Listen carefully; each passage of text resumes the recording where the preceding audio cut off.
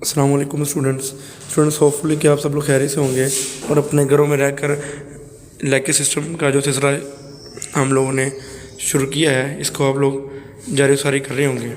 तो बेटा, जैसे आप लोगों को पता है कि आप लोग को ऑनलाइन लेक्चर प्रोवाइड किए जाते हैं और आप लोग उनको सुनते हैं, सुनकर अपना जो है होमवर्क वगैरह वो भिजवाते हैं।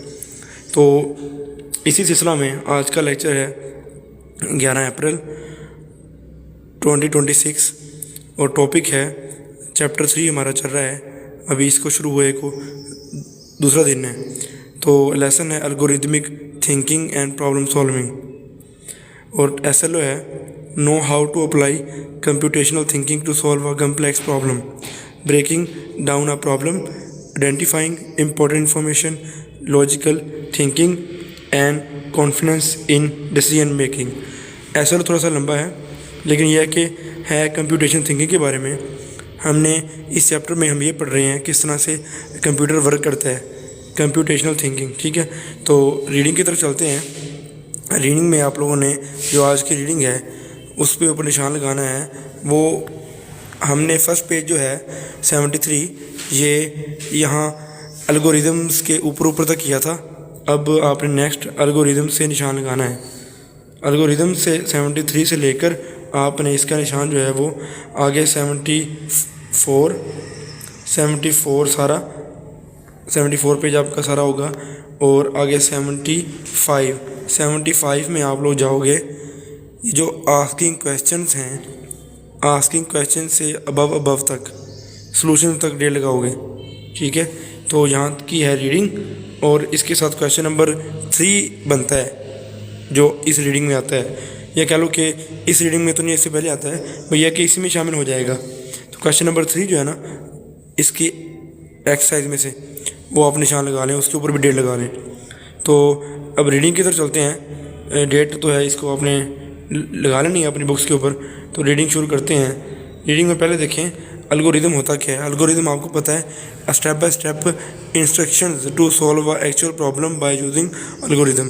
किसी भी चीज़ का ना तरीका, उसको स्टेप बाय स्टेप करने का तरीका, इसको हम बोलते हैं एल्गोरिदम।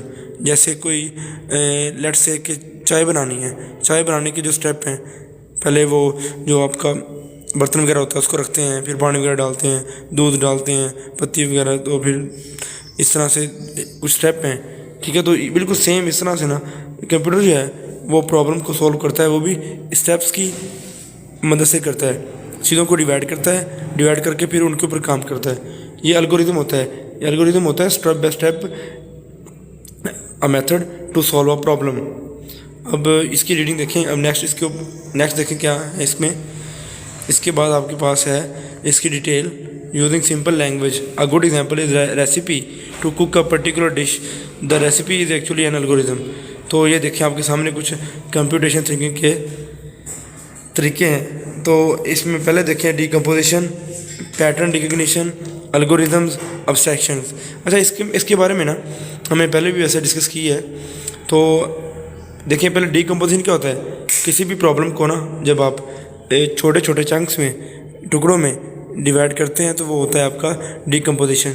डिकम्पोज मतलब सेपरेट करना, डिस्पर्स करना। और उसके बाद है पैटर्न रिकग्निशन। ये है कि जब आपने प्रॉब्लम को स्मॉलर पार्ट्स में डिवाइड कर दिया है, अगला काम आता है उसको एक तरतीब देना, उसको सीक्वेंस में लेके आना, उसके अंदर पैटर्न देखना कि इसके अंदर पैटर्न कौन सा लगा हुआ है। दूसरा पॉइंट ये हो गया। तीसरा पॉइंट है एल्गोरिदम। अब एल्गोरिदम क्या, जब आपने वो प्रॉब्लम को डिस्पर्स किया, डिवाइड किया, उसके बाद आप 1 बाय 1 उसको तरतीब देने के बाद अब आपने उसको लिख लेना है या उसको देखना है कि पहले कौन सा आएगा, दूसरे पे कौन सा आएगा, तीसरे पे कौन सा आएगा। ये आपने इस तरह से ना लिख के एक बार तरतीब दे लेना है। तरतीब देने के बाद नेक्स्ट आपका है अब्स्ट्रैक्शन। अब्स्ट्रैक्शन में क्या करेंगे, अब्स्ट्रैक्शन में आप लोग ये है कि जो डाटा इररेलेवेंट है, जो डाटा काम का नहीं है, उनको आप लोग निकाल देंगे, उनको निकाल देना इररेलेवेंट डाटे को। तो वो आपका पीछे जो बच जाएगा वो होगा अब्स्ट्रैक्शन। ये हम प्रॉब्लम सॉल्व कर रहे हैं। ठीक है, इस तरह से कंप्यूटर प्रॉब्लम सॉल्व करता होता है। बस आप सेक्शन की डिटेल देखें. Here we need to go to generalize the problem to look at what is important. We can generate solution at this stage by taking out the extra things from the actual problem. Once the irrelevant detail are taken out, it is easier to develop a solution. An example are certain maps that only show a few main towns or cities but not smaller detail in between. भाई ये है कि जो irrelevant चीज़ है उसको निकाल दें. Simple example of computation thinking. अब इसकी example देखें. The main goal of computation thinking is to turn a confusion or complex problem into something that we can understand. A good example is when you are with your cousins and you all want to do something but can't figure what to do. A good way to start to solve this issue is to ask the following questions. What can we actually do? Where should we go? ये इस तरह से है कि ये अब computation thinking में example आ रही है. और एग्जांपल में ये है कि जब आप अपने दोस्तों के साथ हैं, कज़न के साथ हैं, तो आप एक प्लान बना रहे हैं कि अब हमने क्या करना है. अब हमने कहीं बाहर जाना है, आउटिंग करनी है, तो उसको पहले आप ये कि पहले माइंड में बनाओगे ना, माइंड में एक पैटर्न सा लेके आओगे, स्ट्रक्चर सा लेके आओगे. तो पहले जैसे कि what can we actually do, अब हमने करना क्या है नेक्स्ट और हमें कहाँ जाना चाहिए. तो ये जो प्लानिंग सारी है ना, ये आप कह लो कि कंप्यूटेशन थिंकिंग ही है. नेक्स्ट पेज देखें, ये 75. इसके ऊपर देखिए how much time do we have, कितना टाइम है हमारे पास, कितना हमारे पास खर्च है, ठीक है, कितना हमारा बजट है, who wants to do what, और किसके ज़िम्मे क्या क्या काम करना है. तो ये इस तरह से बिल्कुल सेम वही चीज़ें हैं जो कंप्यूटेशन थिंकिंग में होती हैं. इस तरह से कंप्यूटर काम करता है. What have we done previously that everyone enjoyed, हम पहले क्या कर चुके हैं जो सबको अच्छा लगा, सबने एंजॉय किया. तो ये कुछ एग्जांपल्स हैं, ये रियल लाइफ एग्जांपल है कंप्यूटेशन थिंकिंग की. तो कंप्यूटेशन थिंकिंग जो है वो कंप्यूटर के बारे में, इस तरह कंप्यूटर किस तरह से थिंक करता है और उनके ऊपर किसी प्रॉब्लम के ऊपर काम करते हैं. ठीक है, तो जब आपके पास ये चीज़ें आ जाती हैं, once you get this information together, you will be able to decide what to do और where to go. You could make a computer program to help analyse the data and come up with some solution. तो जब आपके पास ना एक आपके mind में एक pattern sketch होता है, तो आगे काम करना उसके ऊपर आसान होता है. तो ये रीडिंग है, ठीक है, इसको ये आपकी रीडिंग है, इसके ऊपर इसको पढ़ें. शाबाश, डेट वगैरह लगा ली आप लोगों ने, इसको पढ़ें. और जो आपका क्वेश्चन नंबर 3 है, question number 3 from your exercise, ये क्वेश्चन नंबर 3 क्या है, list down the 4 element of computation thinking. इसका आंसर है 73 के ऊपर. ये जो हमने पहले 73 जो फर्स्ट पेज है इसके ऊपर आंसर है.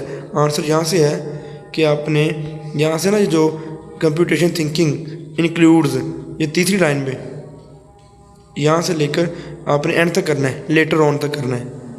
ठीक है, आखिरी 3-3.5 लाइनें जो है इसका आंसर है क्वेश्चन नंबर 3 का. इसको यही होमवर्क है आपका.